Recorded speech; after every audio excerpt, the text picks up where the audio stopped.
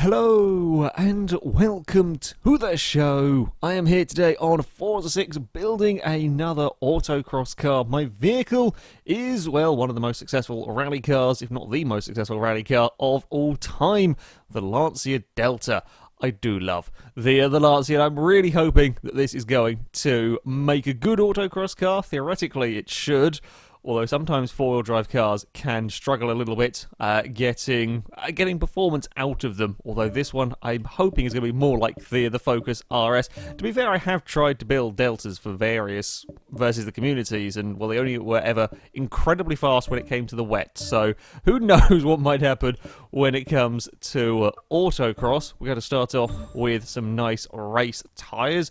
Part of the reason why I think that this might fare quite well for a four-wheel drive car, unlike some of the other ones that have gone, like the Subaru SVX, etc., this doesn't start off particularly heavy. So I'm hoping with a full weight reduction, this might not actually weigh too much and have some decent power about it. The tyres aren't particularly big though, only 235s all around.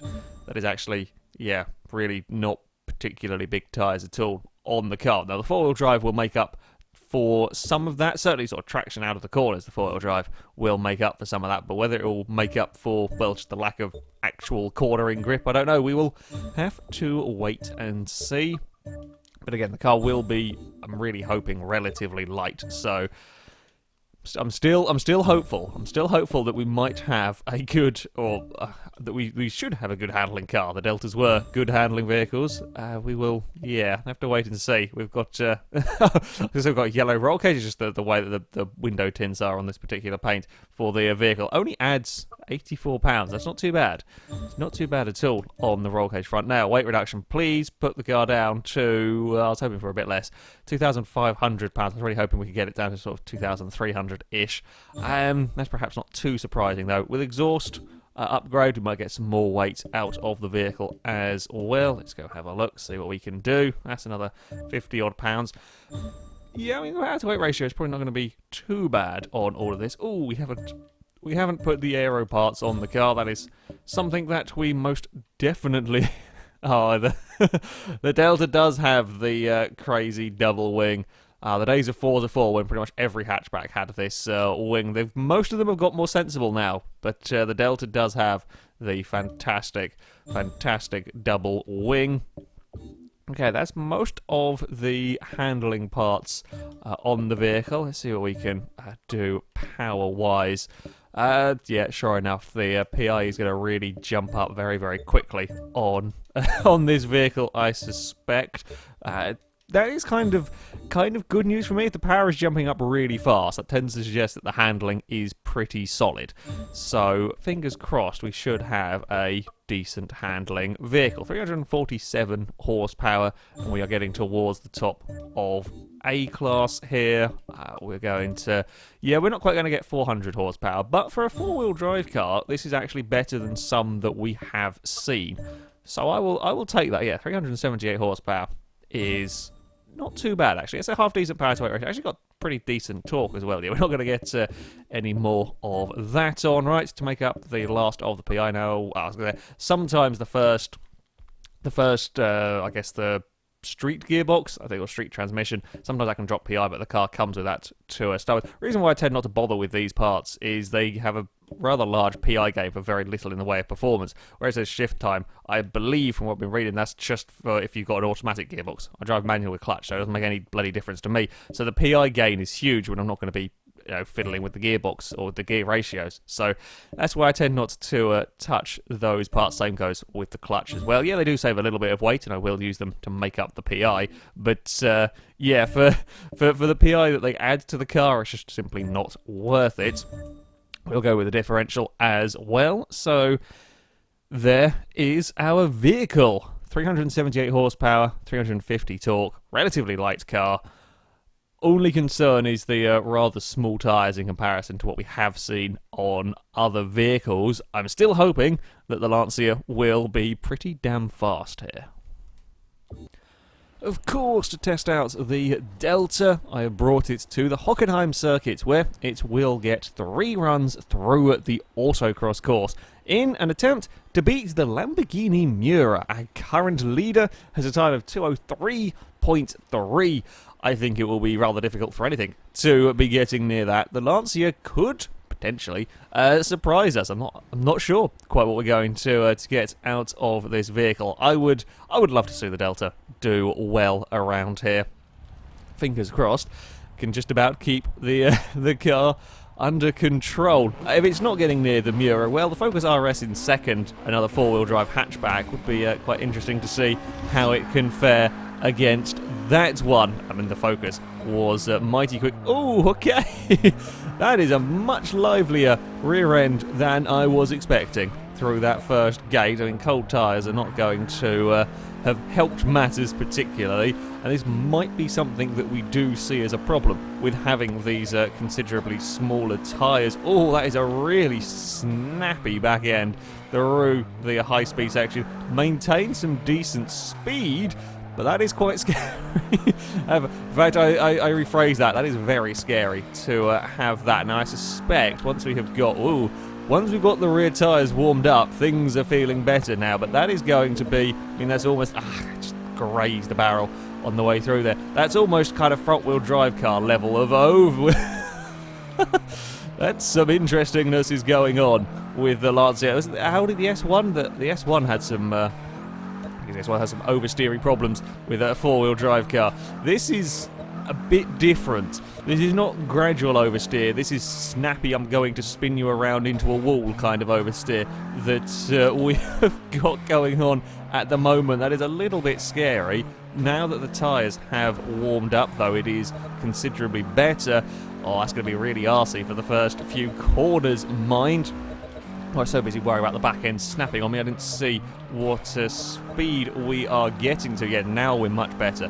Now we're planted as we run through these later corners. It's pretty well on the acceleration front. Brakes are actually very, very nice as well. Stopped very, very quickly.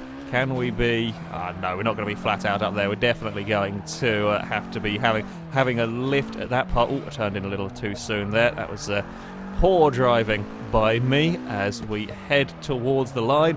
How quick will the Lancia be in this section? Oh, it's... oh, God, I've got things slightly wrong. Yeah, it's pretty good change of direction for these slow-speed stuff as we run towards the line. Well, there was at least 10 seconds of time penalties from clipping gates. Relatively solid start. I think a lot of time is going to be lost before those rear tyres get up to temperature. On to the second run for the Lancia, and I think I am going to have to be relatively sensible, certainly, for the start of this run. I think it's very easy to overdrive the car. Probably spin it wouldn't be particularly hard in these early gates. Oh, I actually locked the brakes ever so slightly down there. Got away a little bit better, though, than last time where I had the back end all wiggling around. So, yeah, a little bit more caution. The really big, scary section is coming up here. This is a horrible gate to have oversteery and snappy oversteery problems. Yeah, just trying a slightly different technique, a bit slower on the way in to try and be neat through there. I lost a little bit of speed, but it was nicer controlled through there. I didn't feel like I was going to end up smacking it into a wall or spinning the car around. Then we will start to find grip, and then we can start pushing the vehicle. That might have been a little bit too hard on the pushing front, though, as we ended up on the grass. I was a little wide as well through that section. Now, are we going to be flat out comfortably through here? I had a little lift because I wasn't sure. I've just had a glance down at the speedo. It's not the quickest accelerating of vehicles, perhaps not too surprising. While the four-wheel drive does give us good traction, let's face it, there have been cars with more power and a lot less weight than this thing, so yeah, it's not the fastest of the accelerating cars. And while yes, it does have four-wheel drive, the traction isn't actually as good as some of the larger tired cars. A lot of them have been just flat out of every corner, and you don't get any wheel spin regardless of whether they be rear-wheel drive. This thing, there is a little bit of wheel spin coming from it. Not a huge amount, but yeah, it can still spin the wheels up a tad. The brakes are lovely, though, on this. It does feel like it gets stopped very quickly. It might just be because I'm not actually going as fast into some of these braking zones. This is a car that feels very quick around here. It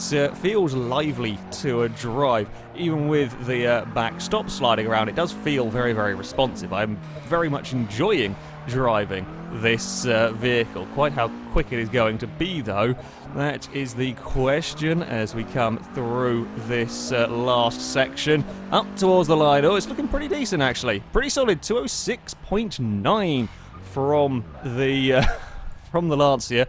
Yeah, that's a pretty solid lap time there.